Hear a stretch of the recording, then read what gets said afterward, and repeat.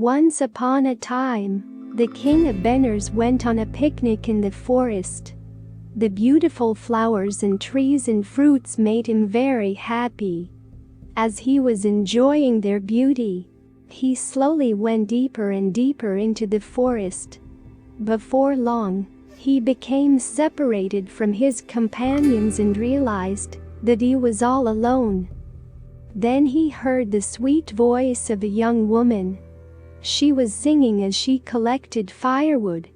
To keep from being afraid of being alone in the forest, the king followed the sound of the lovely voice. When he finally came upon the singer of the songs, he saw that she was a beautiful fair young woman, and immediately fell in love with her. They became very friendly, and the king became the father of the firewood woman's child. Later, he explained how he had gotten lost in the forest, and convinced her that he was indeed the king of Benners. She gave him directions for getting back to his palace. The king gave her his valuable signet ring, and said, "If you give birth to a baby girl, sell this ring and use the money to bring her up well. If our child turns out to be a baby boy, bring him to me along with this ring for recognition." So saying, he departed for Benners. In the fullness of time, the firewood woman gave birth to a cute little baby boy. Being a simple shy woman, she was afraid to take him to the fancy court in Benners. But she saved the king's signet ring. In a few years, the baby grew into a little boy. When he played with the other children in the village, they teased him and mistreated him, and even started fights with him. It was because his mother was not married that the other children picked on him. They yelled at him, "No father! No father! Your name should be no father!" Of course, this made the little boy feel ashamed and hurt and sad. He often ran home crying to his mother. One day, he told her how the other children called him, "No father!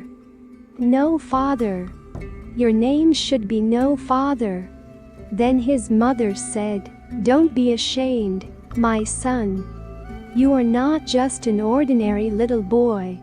Your father is the king of Benners." The little boy was very surprised. He asked his mother, "Do you have any proof of this?" So she told him about his father giving her the signet ring, and that if the baby was a boy she should bring him to Benners, along with the ring as proof. The little boy said, "Let's go then." Because of what happened, she agreed. And the next day they set out for Benners. When they arrived at the king's palace, the gatekeeper told the king the firewood woman and her little son wanted to see him. They went into the royal assembly hall, which was filled with the king's ministers and advisors. The woman reminded the king of their time together in the forest. Finally she said, "Your Majesty, here is your son." The king was ashamed in front of all the ladies and gentlemen of his court. So, even though he knew the woman spoke the truth, "He is not my son." Then the lovely young mother showed the signet ring as proof. Again the king was ashamed and denied the truth, saying, "It is not my ring." Then the poor woman thought to herself, "I have no witness and no evidence to prove what I say. I have only my faith in the power of truth."